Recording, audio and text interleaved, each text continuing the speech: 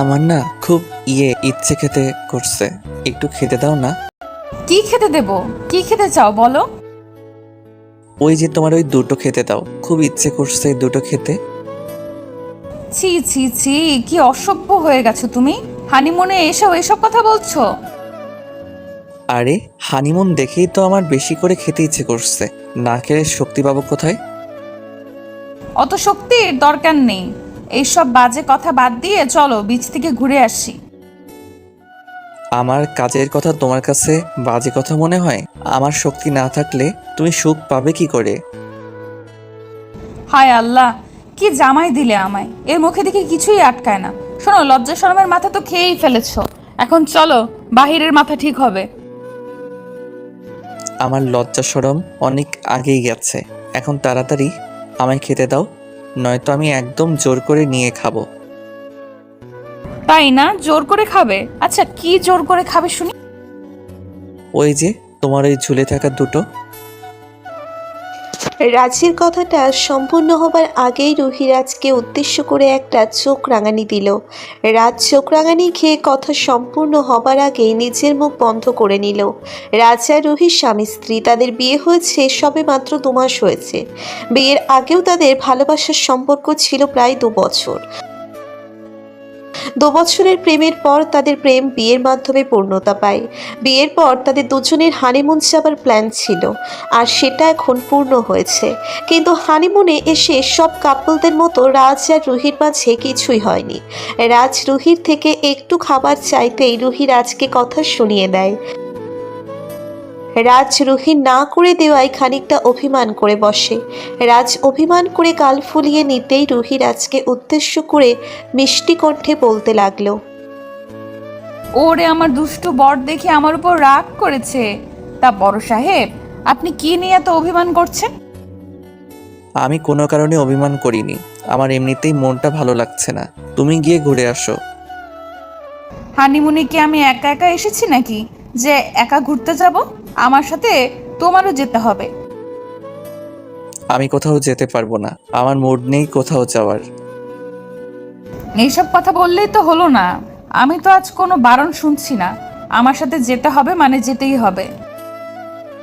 আমি যাব না বললাম না, আমায় একদম ফোর্স করো না। আচ্ছা, কেন এত অভিমান করেছো?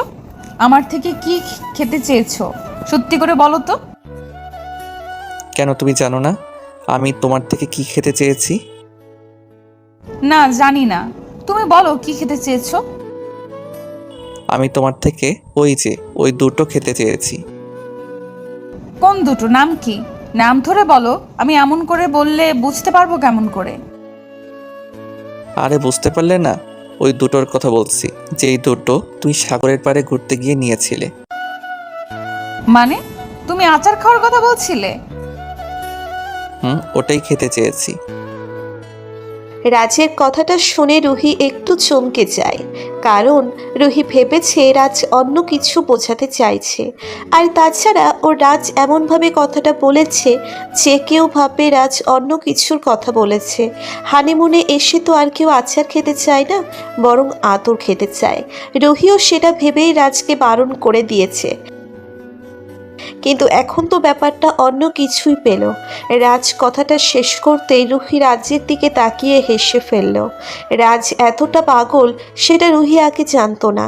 ছোট্ট বাচ্চাদের মতো রাজের বায়না শুনে রুহি একটু হেসে রাজকে উদ্দেশ্য করে মৃদু কণ্ঠে বলতে লাগলো। আচার খাওয়ার জন্য এত রাগ? এই নাও শোনো, তোমার দুটো আচার, ভালো করে চেটে চেটে খাও। না আমি খাবো না, তুমি আমায় প্রথমে বারণ করেছো, এখন আমি আর এই আচার খেতে পারবো না। আরে বোকা, তখন তো আমি অন্য কিছু মনে করেছি তাই তোমায় বারণ করেছি।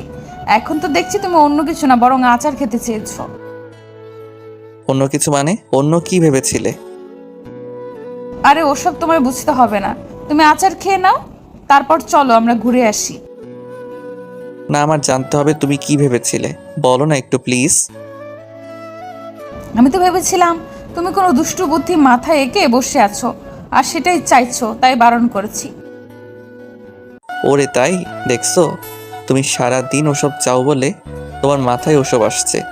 আমি তো ভালো জিনিস চেয়েছিলাম। একদম না, তুমি এমন ভাবে বলেছো যে আমি অন্য কিছু ভাবতে বাধ্য হয়েছি। যাই হোক, সেই সব বাদ দাও, তুমি এখন আচার খাও। হুম, এখন তো আমার শুধু আচার খেলে চলবে না, আচারের সাথে অন্য কিছু দিতে হবে। ওমা, সেটা আবার কি? আচারের সাথে আবার তোমার কি চাই? আচারের সাথে আমার ওটাই চাই যেটার কথা ভেবে তুমি আমাকে বারণ করেছিলে। মায়ের চেনো, একদম মায়ের দিয়ে ফাটিয়ে দেব। মাইট দিবে? দাও, আমি তো মাইট খেতেই চাই, তাড়াতাড়ি দাও। রাজ, একদম দুষ্টুমি করবে না, আমি কিন্তু একদম সত্যি সত্যি মায়ের দিব। মাইট দিবে পরে, আগে আমায় আদর করতে দাও। রাজ কথাটা বলতেই নিজের জায়গা থেকে উঠে পড়ল। রুহির দিকে এগিয়ে এসে রাজ আচারটা টেবিলের উপর রেখে দিয়ে রুহির কোমর ধরে ফেলল। রুহি এক দৃষ্টিতে রাজের দিকে তাকিয়ে থেকে বারবার করে রাজকে বারণ করতে চলেছে। একটু আগেও রাজ তাদের আদর করেছে, এখন আবারও আদর করতে চাইছে। এত আদর করলে কি করে চলবে? রাজ রুহির কোমর ধরে স্লাইড করে রুহিকে নিচের বুকে হ্যাচকা টান দিয়ে টেনে নিল। রুহি রাজের বুকে চলে আসতেই রাজকে উদ্দেশ্য করে বলল, দেখো রাজ, আগেও তো আদর করেছো, এখন আবার না। না, এখন আর না। আমি সারাদিন আদর করব, তোমায় দেখলে আমার ভীষণ আদর পায়, প্লিজ আদর করতে দাও। আদর পেলেই কি আদর করতে হবে নাকি? আমি এত আদর করতে পারবো না। আমি তোমায় বারণ করেছি, মানে আমার কথা তোমায় শুনতেই হবে। আমি তোমার কোনো কথা শুনবো না, আমি তো আদর করবই করব। আর তোমার চোখ থেকেও বোঝা যাচ্ছে তোমার এখন আদর চাই। একদম চাই না, আমার একটু আদর লাগবে না, আমি আদর ছাড়াই। রুহির সম্পূর্ণ কথা বলার আগেই রাজ দুম করে নিচে ঠোঁটজোড়া দিয়ে রুহির ঠোঁটজোড়া চেপে ধরল। রুহি রাজের ঠোঁটের পরশ পেতেই কেঁপে উঠল। রাজের ঠোঁটের স্পর্শ কেন যেন রুহিকে বারবার করে কাঁপিয়ে তোলে। রুহির সারা শরীরে এক অদ্ভুত শিহরণ খেলে যায় রাজের স্পর্শে। রুহি কোনোভাবেই এই স্পর্শকে উপেক্ষা করতে পারে না।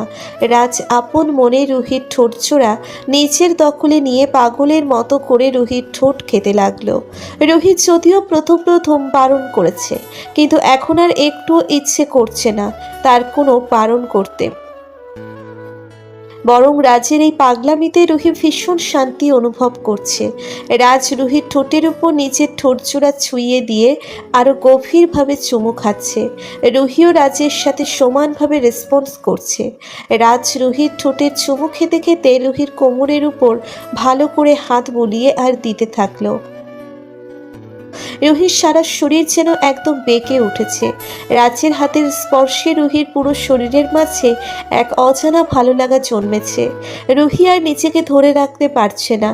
রাজের শার্ট নিচের হাত দিয়ে চেপে ধরে একদম রাজের পিঠের উপর খামচে ধরেছে রুহি। আরও কিছু সময় রাজ রুহির ঠোঁটের উপর নিচের ঠোঁট রেখে ভালোবাসা বিনিময় করে নিয়ে আলতো করে রুহির ঠোঁটজোড়া নিচের ঠোঁটের বাঁধন থেকে মুক্ত করে দিল। রাজ রুহির ঠোঁটজোড়া ছেড়ে দিতেই রুহি ভীষণভাবে হাঁপাতে লাগলো। রুহির এমন হাঁপানি দেখে রাজ মুচকি হেসে রুহিকে উদ্দেশ্য করে বলতে লাগলো, এই সামান্য চুমুতে এমন করে হাঁপাতে হয় তোমায়? যদি আরো কিছু সময় ধরে চুমু খাই তখন কি করবে? এই তোমার কি হয়েছে? হ্যাঁ, এমন করে কেউ চুমু খায়? দেখো আমার ঠোঁটজোড়া কেমন লাল করে ফেলেছো। তোমার আসলে কোনো কাণ্ড জ্ঞান নেই। আমি আর কি করবো বলো, তোমার সাথে আমার সমানভাবে সাড়া দিতে হয়। দেখো আমার ঠোঁটজোড়া কি করেছো তুমি। কি করেছো তুমি? তুমি ইচ্ছে করে এই এমন করেছো। আমায় পাগল না করলে তোমার শান্তি নেই। এখন চলো, হয়েছে, ফ্রেশ হয়ে নাও। ফ্রেশ হবো কেন? আরো অনেক কাজ বাকি আছে তো, একেবারে কাজ শেষ করে ফ্রেশ হয়ে নিব না কেমন? একদম মার দিব, মায়ের। কোনো কাজ করতে হবে না, অনেক কাজ করে ফেলেছো, আবার পরে। ওকে ফাইন, আমার চোখের দিকে তাকিয়ে বলো আবার পরে, তাহলে আর কিছু করবো না, একদম প্রমিস। রাজের কথা শুনে রুহি রাজের চোখের দিকে তাকালো। রাজের চোখের দিকে তাকাতেই রুহির বুকের মধ্যে কেমন যেন করে উঠল। এই চোখ জোড়ার মধ্যে এত নেশা কেন? এই নেশার মাঝে ডুবে যেতে ইচ্ছে করছে রুহির। এই নেশা কোনো সাধারণ নেশা নয়। রুহিকে কিছু পাবার তীব্র নেশা রাজের চোখে মুখে ভর করে আছে। রুহি নিজেকে আর সামলাতে না পেরে